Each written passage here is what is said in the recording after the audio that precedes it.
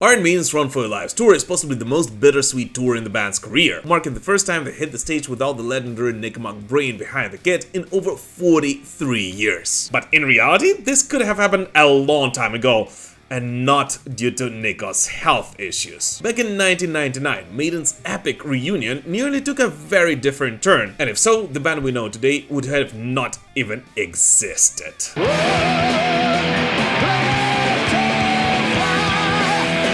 So let's rewind to the late 1990s. Iron Maiden had just gone through some of the most turbulent years in their entire career.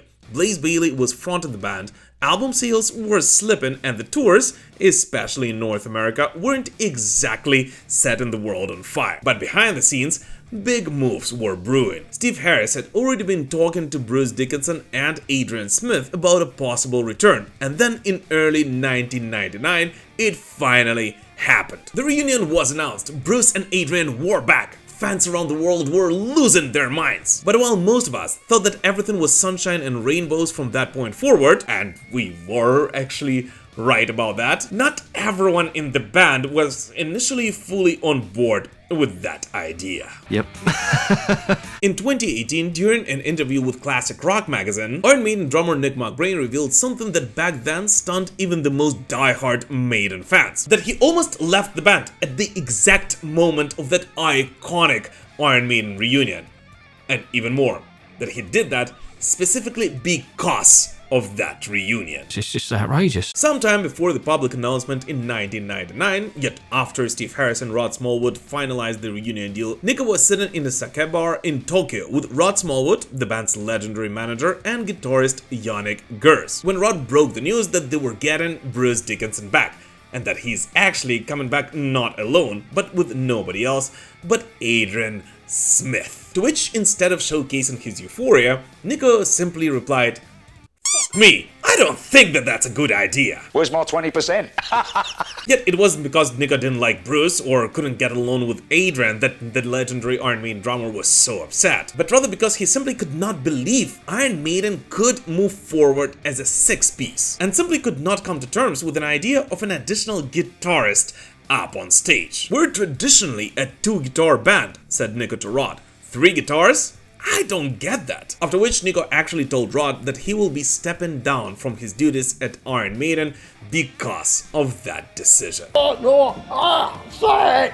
Stop! Stop! No! And you know what? I actually don't think that he was threatening, and I actually believe that he was very honest about it. For Nicko, Maiden had always had a specific sound and a chemistry, a balance. And now, with Dave Murray, Yannick Gers, and Adrian Smith all in the picture, that balance felt off. And that actually shows how honest Nicko is today and has always been. As to him, if the core of the band was going to shift in a direction he didn't understand, he was willing to remove himself from one of the biggest heavy metal bands on the planet. But Rod, of course, wasn't having it. And in a very classic Rod Smallwood way, he simply replied, "No, you won't. You're not going anywhere, mate." And we all know he didn't.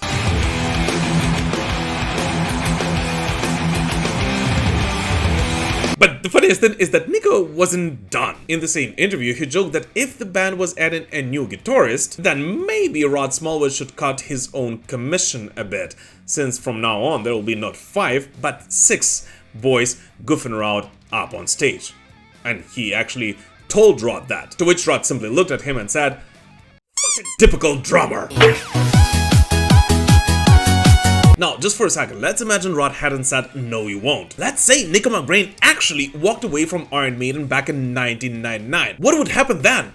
Well, in addition to the whole fact that Brave New World would have sounded way different. Well, I actually believe that despite all of the euphoria of Bruce Dickinson and Iron Maiden being back in the band, Iron Maiden would never be able to achieve the heights they're at today. As this reunion overall, and Brave New World as a reunion album in particular, did not only bring Iron Maiden back to the landscape of heavy metal, but they reintroduced this band, opening an absolutely new chapter of Iron Maiden and introducing this band to an absolutely new generation of fans.